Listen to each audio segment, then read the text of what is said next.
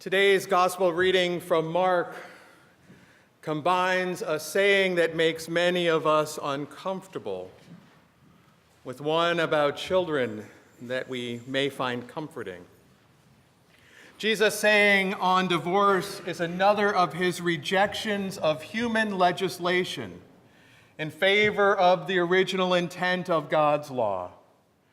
And Jesus saying to his disciples is another of his rejection of how children were dismissed in favor of recognizing their God-given gifts and value. A saying that should challenge us as well. Just what does it mean for you and I to receive the kingdom of God as a child does? But we get so caught up in the first part of this reading and around the words about divorce. Divorce is not the be-all and end-all of human brokenness, nor is marriage the be-all and end-all of human relationships. What's going on here is that the Pharisees are asking Jesus a question about the law to trap him. Divorce was simply the example that they used. It is as if he said, yes, it's lawful, then it sounds as if it's okay with Jesus for divorce to be happening. And if Jesus says, no, it's not lawful, then it sounds like he's an idiot who doesn't understand Jewish law. So Jesus responds to us by saying, yes, it's lawful, but the law is based on treating women like property that can be thrown away and discarded. Women are not things, but people. The key to this question about divorce is that Moses responded originally to them because of the hardness of their hearts. Hardness of hearts. There are connections to the Pharaoh's hardness of heart and to the people whining and wandering in the wilderness. The key is this hard-heartedness of people. That's what leads to divorces of many kinds. Yes, divorces between spouses, but divorces too between siblings and other family members, between dear friends and trusted colleagues, between neighbors and anyone else in our lives. We become hard of heart when we turn inward, when we defend our own ego and self above the relationships in our lives, above the relationship God calls us to with God. We find ourselves divorcing, which literally means breaking the relationship and leaving. Instead, we choose to be defined with all our good intentions by our opinions. We choose to be convinced and convicted by our own rightness. And we build walls around us to distance ourselves from those we don't agree or get along with. And to be tough, we put on emotional armor that prevents any kind of vulnerability or flexibility, and in the process, our hearts harden. It's like the relationship we have with our political beliefs, with our religious doctrines, with our social understanding, with the stuff, the possessions in our lives, and the perceived rights and entitlements that we cling to, often divorcing ourselves from others because of those things we value more than our relationships. This week, our country experienced another mass shooting. Built on the divorced hardness of heart, and it brought terror. Regardless of the contributing factors in these mass shootings that are rampant in our country, whether they're caused by abuse or mental illness, racism, or extreme fanaticism. All of them bring terror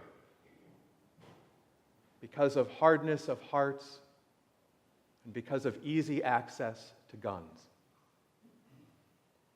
As someone who has been around guns my entire life, someone who has owned a gun, someone who has hunted and used guns recreationally, I struggle with our constitutional right to arms and our human nature, our brokenness and hardness of heart that moves us to use those guns against one another. I don't pretend to have any answers, but I see that brokenness that divorces us from relationship and reality, resulting in gunmen terrorizing and taking the lives of the beloved children of God.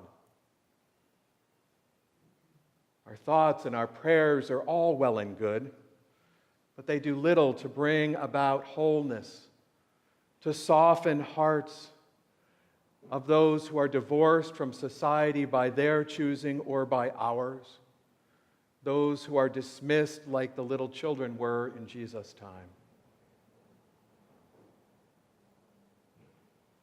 We in the church can be a light to this hardness of heart. We've always recognized that we each are a broken people who live in an imperfect world. We don't like it.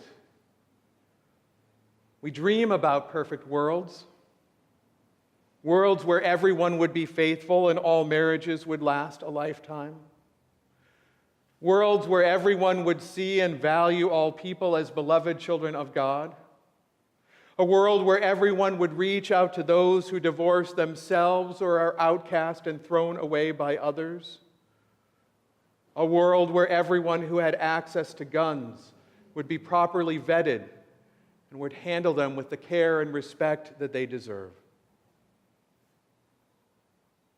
But we know this is simply not the case.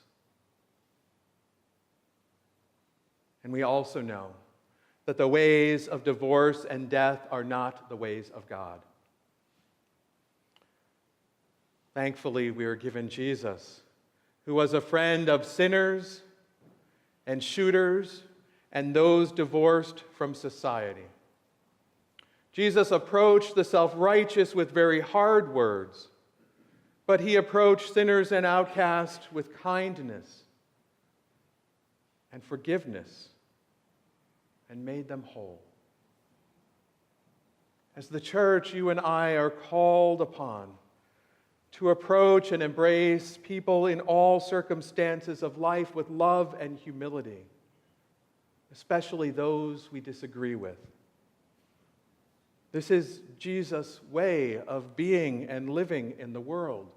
This is the inbreaking of the kingdom of God amongst us, even in the face of terror and brokenness and divorce of all kinds. We believe that sinners and divorced persons, separated by their choice or by the choice of others, are welcomed into all aspects of the church's life without judgment or recrimination. Jesus stands up for those who we often put down, like the women who were divorced and the children who were shooed away in the reading from Mark this day.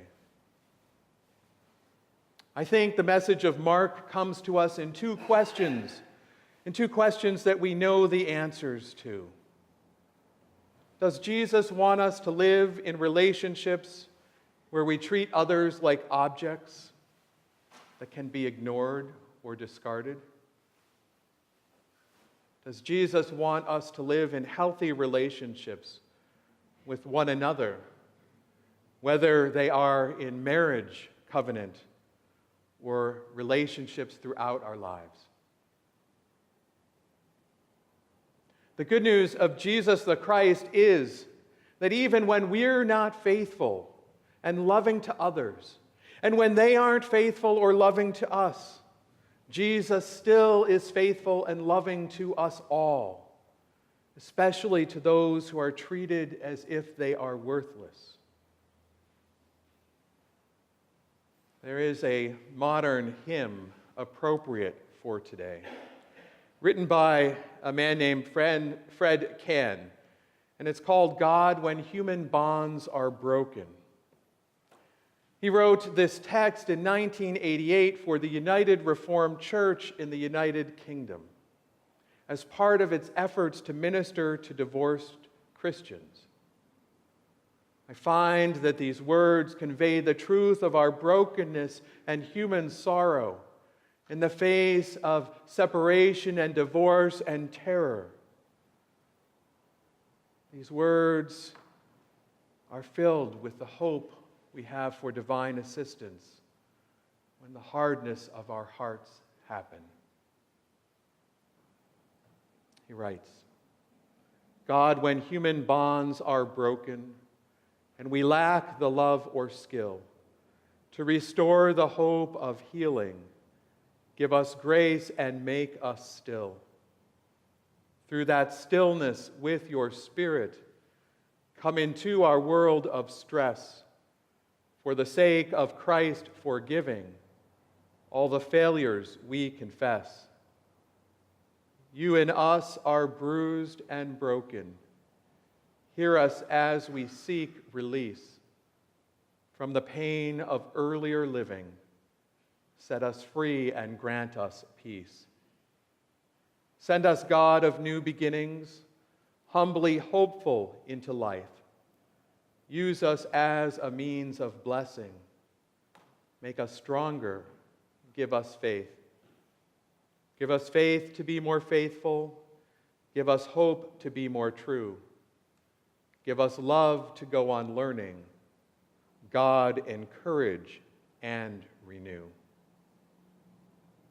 Beloveds, may you receive the kingdom of God as a little child.